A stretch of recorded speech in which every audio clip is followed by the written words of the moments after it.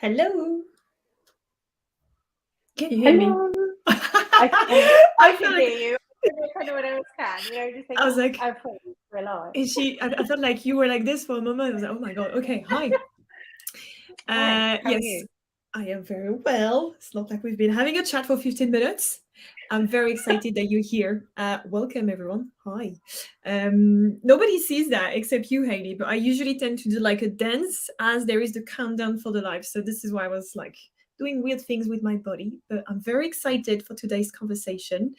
Obviously, I had a chance to speak with you, to meet you, and everything. But for anyone who doesn't know you, would that be okay to introduce yourself? Yeah, thank you very much for having me. I always do a little dance as well before things as well. It's like a little psych up, to do things. Yeah, I'm Hayley Hudson. I run Hudson Admin Support as a business, which does VA services, and I also support VAs in the VA lounge. I have been business owner for about 3.5 years. I'm also a mum to Eve and Esther. Eve is 15, year 11 at school. Esther is nearly 8, whirlwind in year 3.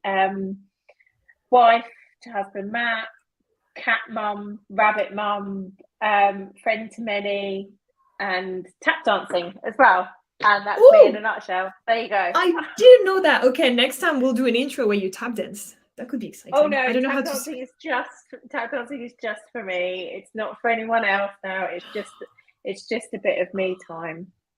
You know what? With Oh, the that's tap awesome. dancing group as well. Yeah, and I think this is exactly what today is also about. It's all about managing your time effectively. I love that you've got something that you just do for yourself. So how often do you do that? It's tonight actually. It's once a week. I danced when I was younger, and my youngest started going to dance lessons, and I was like, oh, I miss tap dancing so much. So my husband actually found me an adult tap dancing class in town, in our local town, and so yeah, it's every Wednesday just for an hour. It's a great bunch of people. None of us really knew each other when we all started, and it's just, yes, it's tap dancing, yes, it's nice, but it's just something for me, and it's also something social that's not within my social group of friends. Yes, I see friends anyway, but it's completely separate from what anyone else does. And I might go straight into the deep end here of the topic, but I feel like this is one of the things that a lot of my clients struggle with. I mean, obviously, not a mother myself, but the whole piece around not losing yourself and balancing career and family time and like social time and me time, it's very much a big challenge. So, how are you navigating this? And I'm sure it has evolved over the years. Oh, yeah. I mean, it's hard. We all get the privilege to be parents, those that are, and you have this responsibility. You don't own your children at all. You're just responsible for them until a certain age, for them to then hopefully go into the world as decent human beings. But you do get very much into this position of not putting yourself first. And I had, I will move mountains for my kids if I could do, I would do. We had a discussion. My priority at the moment is Eve is sitting her GCSE. So my priority is her, making sure that she is fed, watered, has enough sleep, isn't nagged too much by her mother, and she just is safe and comfortable while she does what she does. But in end of 2018, so I became a mum. I was told I'd never be able to have children. Eve was a very pleasant surprise. We lost a child in between Eve and Esther, and then Esther came along in 2015. Eve was born in 2007. And it sort of just, it hits you massively. I was in employment then. I went back to work part-time. And so that was a good balance because I was very privileged to have family around me. Matt had a day off each week. My mum had Eve. So it was a very, very good balance. When Esther came along, it was a little bit more juggly because my mum couldn't have her once a week, and life had changed. And you've also got another one to balance that. And I got a bit lost. I got a bit lost in life, and it was always fighting to tidy the house, clean the house, do the life admin, sort out clubs and hobbies and things. And 2018, we went on holiday, and we had a 6.8 earthquake whilst we were on holiday. Ooh, where was that? It was in Zante, and it was horrific. I'm not going to lie, but that then sort of made me rebalance everything.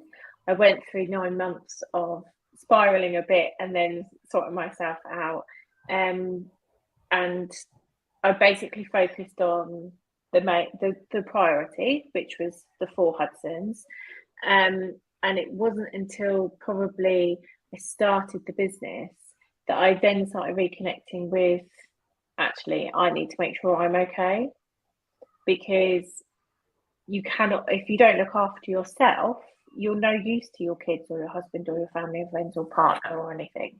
And you have to look after yourself. So this is when I really started looking at,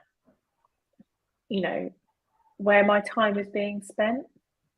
Unfortunately, I'm quite a giving person. It's not a bad thing, but it does have its downfalls. And, the spending time and always going above and beyond for people, as we do, especially as parents and mums, and it's sort of, you can give too much to your kids. I'm sorry, I might be slated for that, but anyone that knows me personally will know that, like, my kids are it for me, but also you have to have something back for you. You have to keep something back to you.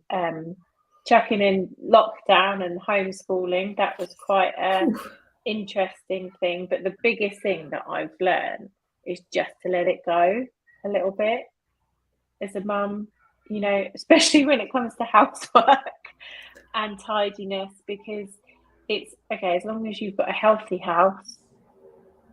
I don't iron. That was one promise I gave to myself. I don't iron. I iron on demand if needed, but I do not iron because it's not a priority, and I find my time can be better spent elsewhere, really. But I think that's the main thing about just finding out where your priorities are, and scheduling. And I know it sounds really boring, but nope. We have a 5-column calendar, family calendar at home. One for Matt, one for me, one for Eve, one for Esther, and one for birthdays and other things that go on. And if it's not, and we all work to that. Eve knows that if it's not on the calendar, or if she wants to go and do something, she'll check the calendar. If it's not written down on the calendar, then nothing's happening, so you can fill it. And it's sort of instilling that responsibility that, in our house, we're a team. My mum and dad actually call us Team Hudson, and it's, we all have our part. The kids get up and make their beds first thing in the morning, because I try and say to them, whatever your day's like, if you've accomplished that one little thing, that's one task done that you've accomplished. And if you've had a really bad day, at least you've got a really nice bed to come home to. Yep. It's a winning every time. But yeah, it is. Yeah, it is difficult, but it's sort of, we do a lot of prep in our house. I love what you said. Practical tips around the family calendar. I love it. We started to have one with my husband. We didn't realize how to make it work, but I think you probably need many humans being to be in the mix to actually make it work properly. But yeah, it's a great tip, actually. I like it. And just to go back to what you were saying around, you actually audited your time. I feel like it's something I share with some of my clients as a practical, super easy exercise to do, right? You just have to keep your eyes peeled, decide what method you're going to use, a piece of paper or something on your notes on your phone, if that's better, and just understand where your time is going. Because I feel like sometimes, and I'd love to have your perspective on that, but we think we are doing things a certain way, or that there is this particular thing that is taking a lot of headspace, where actually in reality might be something completely different. So I feel like a time audit can sometimes be a good place to start to understand where to manage your time, because like you said, essentially it's all about priorities, right? And and balancing it all. And I'm assuming, I mean, from what I've heard so far from other parents, it never is like a stated thing that you can just say, okay, this is 50% of my time there, 50 there. It always is about, like, sometimes it's, you know, it's a little bit disconnected, so it needs to be rebalanced. I mean, I know how you feel about it, but I feel like as a parent, managing your time is also accepting that not every week, not every day is going to look the same, and you just have to go with the flow, like you were saying, let it go, right? Yeah, and I think it's, you know, it's, I speak about a lot of time blocking and stuff with my clients, and especially with, like, from a business point of view with work, and it works if you run a business or if you've got a job or anything, and it's having set times in your week that you do certain things with deadlines and stuff, and it can be applied to a home life as well. You know, I have in my calendar pick Esther up from school, and I have that every day, because then I know that's something that I have to do. Some days I even set an alarm on my phone so I don't forget to go and leave work in time to go and get her, because yes, she's a priority, and that is my main priority, to be there after school. But also, I have clients phone me and things, but that is the one thing that I have to go and do each day, the majority of days. But it is hard, because you do get, I know, hello Nick Rayburn, I don't know if you're watching, his son Clarence is off with chicken pox today. Feel better saying Clarence. Esther was struck down by sickness bug after sickness bug. She had chicken pox in the middle of it and was so ill, and sickness bug again. So it's all these, no one can predict what's around the corner in life. And when there are small humans involved, curveballs come and hit you left, right, and centre. So it's very much about, before you audit your time, get your priorities in order, and, you know, have different priorities for each day as you work through it. You know, I'm very lucky to have a partner who does shift work, so he might work the weekends, but he's off during the week. So if one of the kids is ill and one of us needs to stay at home, I can still come into the office to work. That's why, or I won't ever get rid of my laptop, because I can work from home. And also, I work with exceedingly brilliant clients and people that I know understand. I think with auditing time, I get bogged down with a lot of life admin, paying dance fees, paying for horse riding, booking dentist appointments, booking hairdressing appointments for the kids, and, you know, just think, like, weekends away, treats for the kids, birthday parties, Christmas, people's birthday presents, everything like that. Okay, I'm going now. This is too much pressure. Yeah, just run, just go. There's so much, and that's just like the people thing. You've then got the household bills and everything. So what I put in place at the beginning of this year was, I don't start work till 9:30 now. Nice. Because drop off is 8:35 to 8:45. It then gives me 45 minutes to breathe, but also I can phone things if I need to, or have a bit of me time.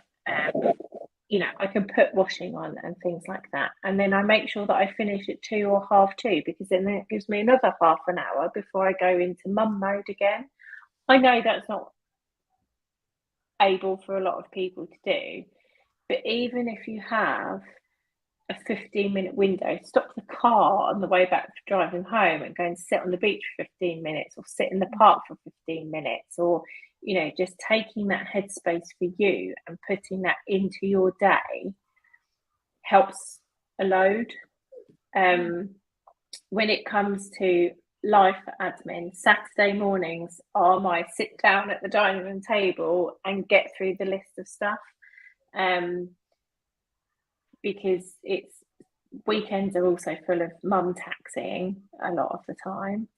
But it's just having set days for set things like catching up on all the life admin. You can, of course, delegate this to a VA as well. And I know people sometimes find that quite surprising, but I've got people on my team who quite happily do things. Yolanda, my VA, I text her Matt's shifts each month and she puts them in my calendar. You know, I'll send her newsletters from the school and exam things, and she'll pop them in my calendar. And a lot of people think that having a VA is just for being in business and stuff, but they don't have to be that a thing. I think as well as Eve's got older, I've put some responsibility on her with regards to if she wants a haircut, there's the hairdresser's number. You know, get her to that. If she wants to go and get her eyebrows done, she can do it. And she's like, oh, I don't want to talk to people. I was like, you just do it on the app. Just do it on the app. You're probably more in touch with that side of technology than I am.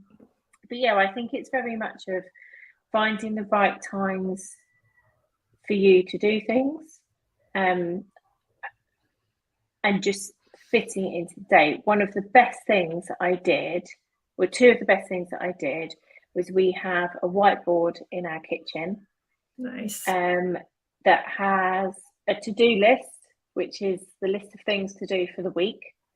It's not massively loads of stuff in there. There is put a shelf up that has been there for 6 months now, but I'm hoping he's put it up today. There's a shopping list.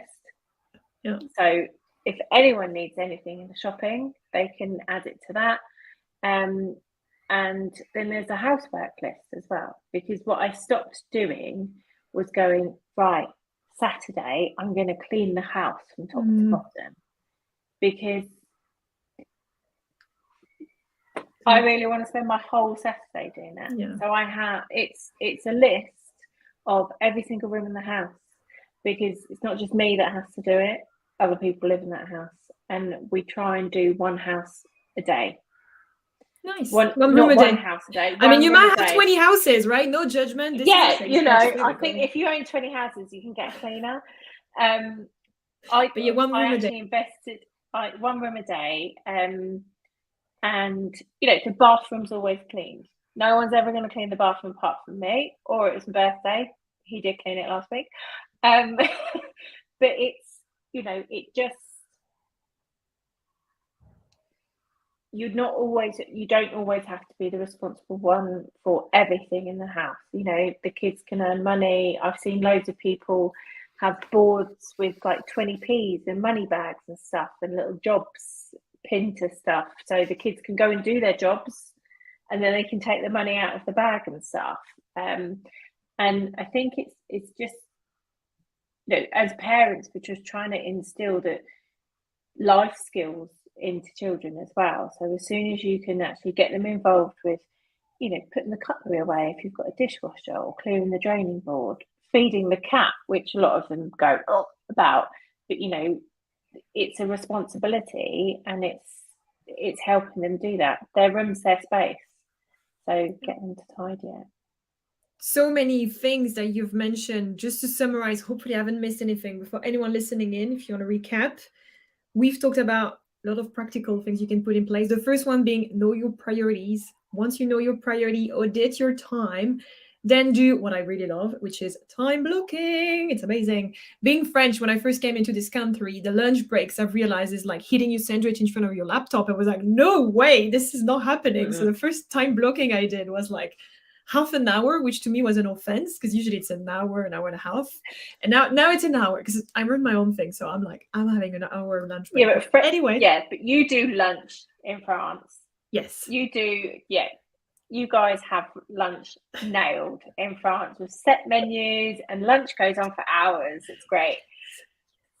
Exactly. But I mean, I understand that you can't necessarily have lunch every day for an hour and a half, 2 hours. So point is time blocking to whatever activities you have to do in the time that you've got allocated.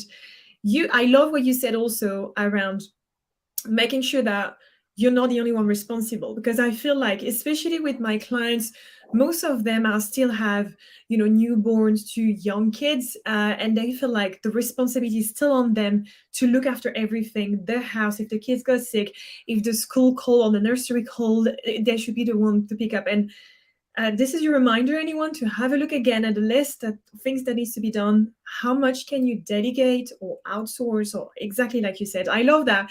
And I know obviously this is the core of what you do by providing the support with the VAs, is to actually work with people to identify what are the things that they can, you know, outsource that someone else can help with. And in your particular case, anyone listening in, don't have to have a VA, or you can, but even your plus one or whoever surrounds you. I think this was a great reminder. Sometimes we just get stuck in our own head. Sorry, that was hard to say. I think there's a lot, we forget to ask for help sometimes. And you know, the best bit of advice that I've been told quite a lot of advice. My mum said to me just before I became mum, one load of washing a day. And we still stick to that, like one load of washing, at least one load of washing a day. If you've got a newborn, or if it's beds and towels day, then you know you could be doing 3. But one load of washing a day. Best advice my dad ever gave me was, no one's ever going to do anything exactly how you want to do it, but they will try their hardest to follow every single instruction.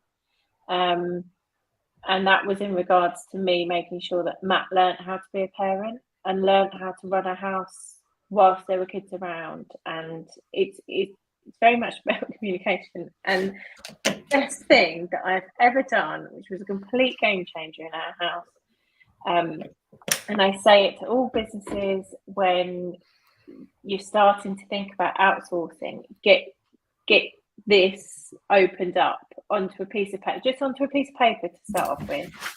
And I very much remember sitting, and we were just about to go on holiday. Matt had finished work already. He'd had the day off. The kids were off school. They'd finished for the summer. And I was still sitting working. And so I wrote a massive list. It was A4 paper. And I wrote a massive list of all the things that I had to get done before we went on holiday. And they were things like writing instructions of how to feed the animals for Auntie Annie when she came, putting the washing away, putting this washing on, packing things. And I wrote it all down. And I remember walking into the lounge and going, this is the contents of every single thing that I have to do before we go on holiday. Okay.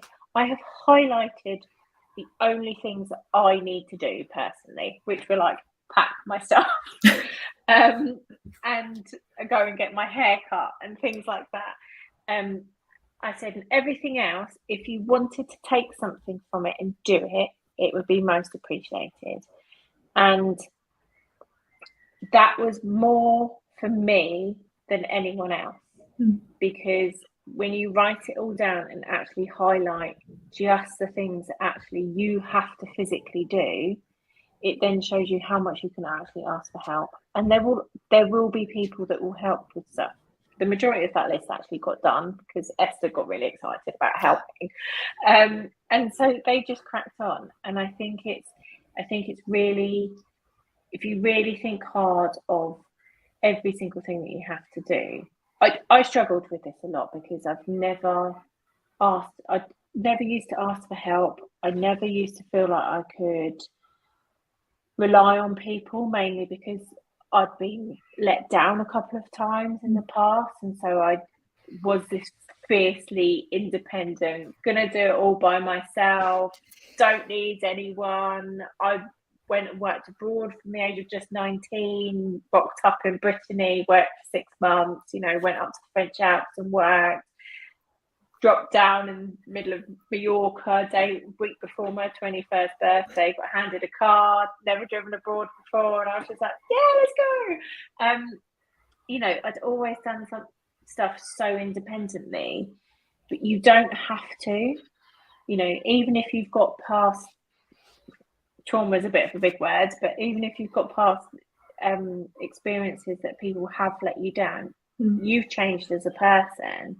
And actually don't let the fear of people letting you down or sort of not being able to do things to your standard or how you like it done, you know, as long as it gets done, it doesn't have to be perfect at all. And I think it's, you haven't got, as a mum, I'm telling you mums now, you haven't got anything to prove to anyone. No one's had your child before, so you're doing a great job.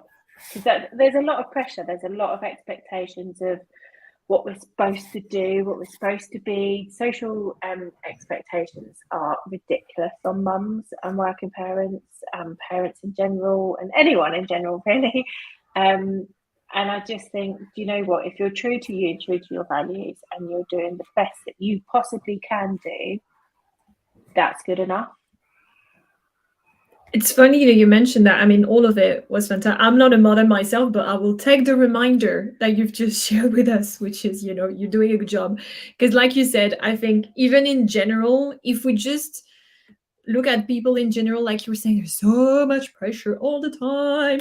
So to add the layer of complexity of our society or family or like parents or whoever is putting pressure on you to do things a certain way to raise your kids or manage your life as along with your career, motherhood, whatever it is. I was literally reading, but it's here, this from Brené Brown. I was literally this morning, she was talking about the whole piece around perfection and how it is important to let it go. Like, perfection is a self-destructive and addictive belief system that fuels this primary thought. It looks perfect and I do everything perfectly. I can avoid, minimize the painful feelings of blame and judgment and shame. And it's like so true, right? Like, letting go. And obviously this is all about celebrating women like you, badass, who are running their business and also being mothers. But if I just open it up to anyone in general, just let go of being perfect, because it's so much pressure and such a heavy weight to carry. My mum said to me last year, no, it is. And it's, I know we're talking about working mums and stuff and everything, but it's applied to everyone. My mum said to me last year, she said, you have got nothing to prove, especially not to yourself. And it's right, isn't it? I went through a lot of seeking approval from others, seeking, am I doing a good job with my kids? Am I, look, you can pay stuff in business as well. You look at others and when you just think, just no one is in your lane with you. No one is in your shoes. No one feels how you feel. You haven't got anything to prove to anyone whatsoever. And we all muck up and we might make mistakes and everything, but the art is in and from the learning of it. And it's all life is a learning curve, isn't it? There's a song by Self Esteem, and one of the lines in it is it says it all stops mid-paragraph. And it does. It all stops mid-paragraph. So, none of us are ever going to finish our sentences, especially if you talk as much as me. But it's, I did a whole post. One of my first ever clients, I did a pitch and I incorporated Elsa from Frozen about letting it go. That works. Frozen has got a lot of decent soundtracks. If you really listen to them, there's a lot of meaning in those songs. And it's, it's so easy to be worried and uptight about things. And, I've had a massive barrier about, I've partly written a VA course, and I've had this barrier, which I thought was, you don't need a VA course to be a VA because, you've got all the skills as business owner stuff. But the actual barrier was my concern about what other VA trainers, what other VA mentors who I regard exceedingly highly in, it's what are they going to think about what I'm doing? And I'm like, I'm not allowed to be in other people's heads. We're not all X-Men. We can't all do that. So actually get out of other people's brains, get out of other people's lives, and just stick to your own lane. And if you think it's a good idea and you want to do it, do it. love it. Check the time. Well, bang on time. So I don't Sorry. think there is a better way to finish. I mean, exactly. Any final thoughts? I mean, I feel like the way we finished, you are enough. You've got nothing to prove. Stay in your lane. Do what is it that you want to do. I feel like those were priceless advice. But any final thoughts before we part ways? Just about really having a look at where you're spending your time as well, and making sure that it's being spent in the right places. And don't be afraid to be fluid with things. Structure is good, but making sure that you've got that space to be fluid in it. But and also thank you very much for having me as well. My pleasure. I mean, thank you for being here. I've learned so much, and I'm not a mother, but I've already had some fruitful thoughts when it comes to implementation of time. My husband doesn't know about it, but we'll do better with the calendar. Yeah, there we go. I apologise now to all partners that I'm sure they are all exceedingly good. Sometimes they just need a little bit of direction. Exactly. I'll just say, Sherry, we have to talk, and he'll be like, what? Oh, sorry. All right. Thank you so much. It was a pleasure to have you here, Hayley. Anyone who is watching this, either right now or with the replay, feel free to fire any thoughts, questions, comment that you have on the back of this conversation. But it was so good to have you today. Thank you for having me.